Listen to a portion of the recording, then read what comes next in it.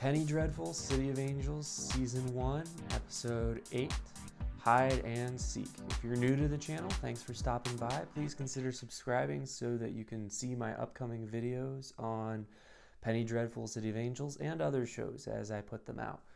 So getting into this latest episode with spoilers.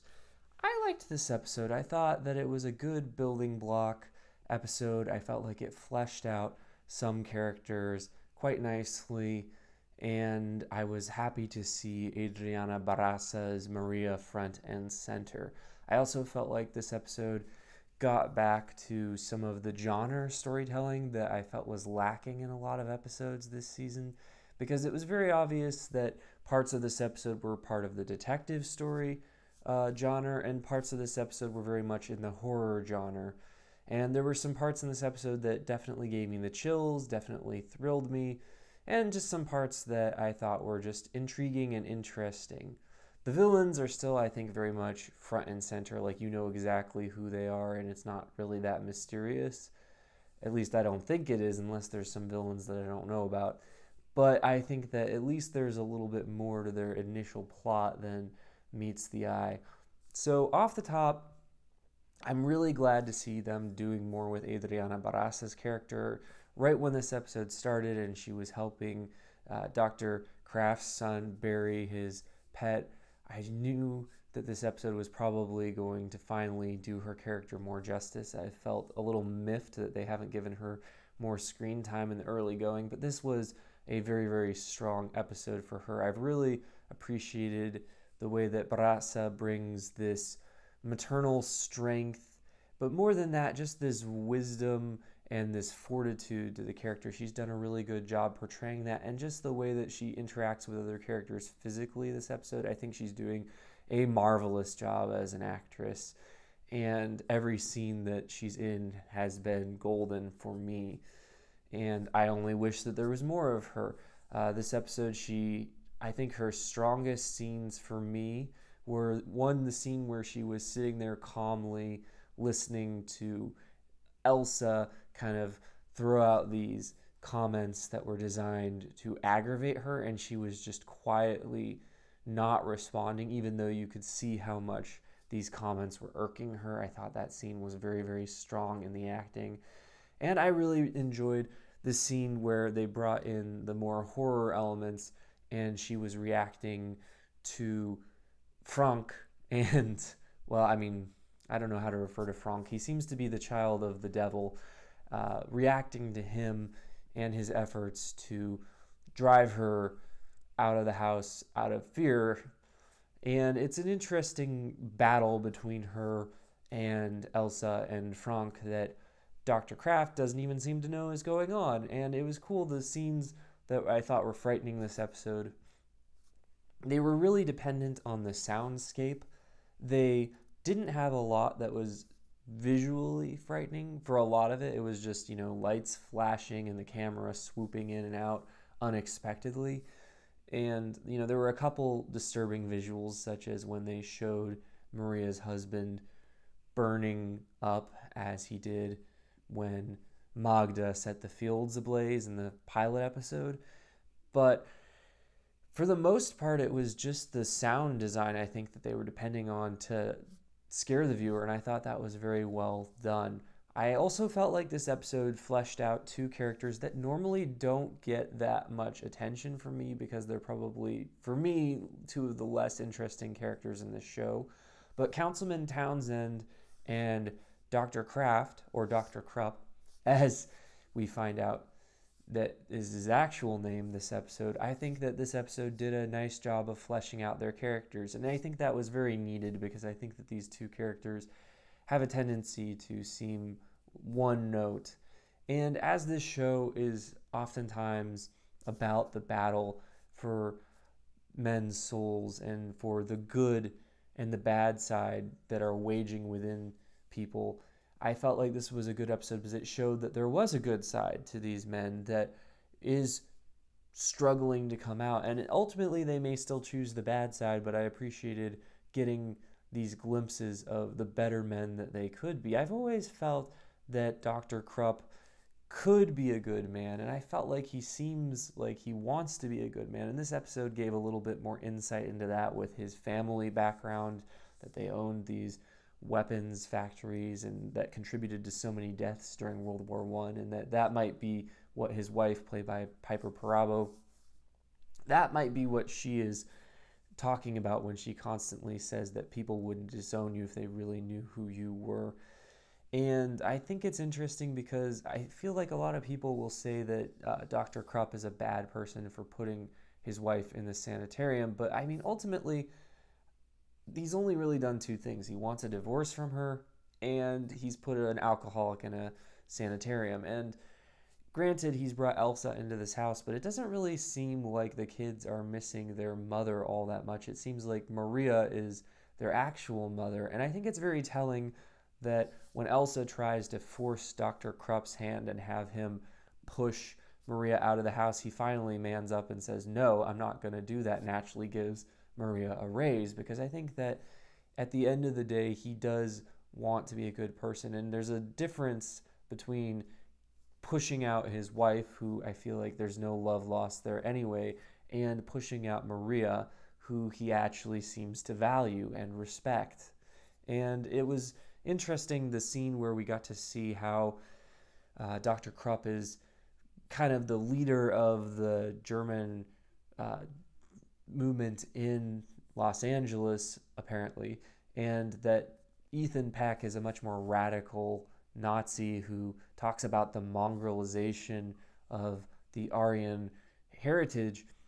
And it was interesting because I think that we can all, well, some of us, I can relate to this, can relate to being part of a country or a movement where you want to support your country, you want to support the political movement that you're a part of, but then they're going too far and you don't know what to do. Do you go along with it even though you feel like they're going too far, or do you leave the movement? It's a tricky thing because oftentimes you hope that you can do more good within the movement than on the outside, but at the same time you don't want to be a party to terrible things. So I felt like that was good fleshing out for Dr. Krupp's character.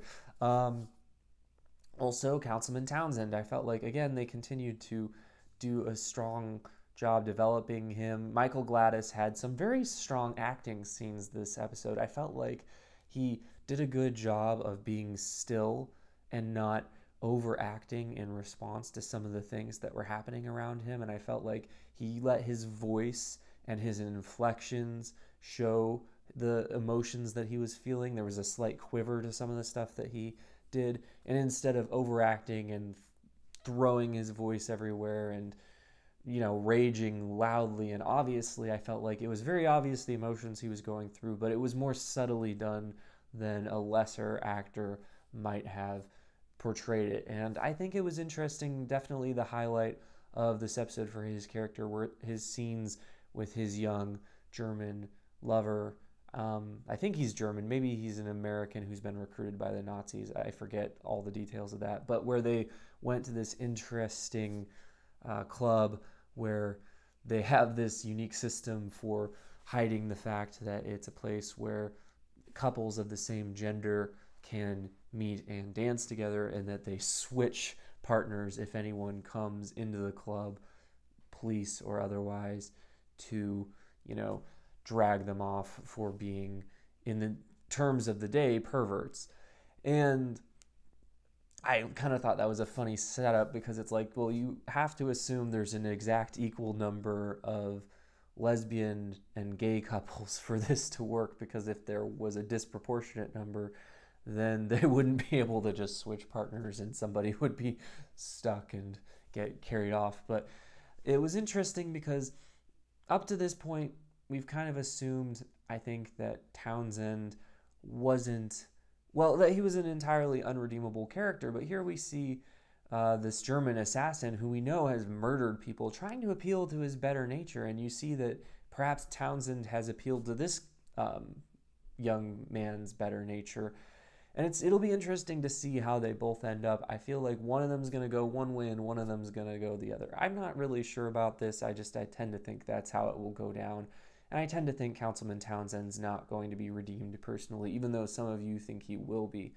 But we'll see where this goes. I mean, it could go in a lot of different directions. But I thought that was an interesting scene. And I thought, again, it added some much needed depth to his character. Otherwise, we got to see Tiago and Louis investigating some more, but this time they're more interested in the Germans and what they're doing with Mother Adelaide. And it was interesting. Again, I feel like they put in some effort to flesh out Adelaide's character, and Amy Madigan is giving a very interesting performance. This episode was the first episode where I really felt like she came off as if she were actually Sister Molly's mother. And up to this point, I felt like they didn't really seem like they were related, but I felt like she did a fine job this episode with that. And I felt like even though she's probably still villainous, I felt like she at least came off as someone that you wouldn't immediately see and be like, that's a draconian villain. She came off a little bit more flexible, a little bit more willing to engage with people this episode. So I appreciated the little bit more nuanced take on this character. Again, I feel like the villains are pretty obvious here, but at least they're not making it entirely obvious what their plan is. At the end of this episode, it was funny when Louis and Tiago got attacked with the machine guns and were getting shot at. It occurred to me during this episode that they might be setting up Louis to die, and I was going to be really miffed with them if they did that, because Nathan Lane has just been killing it, and I want him to stay with this show if it continues, which it may not. I hope it does, but it may not.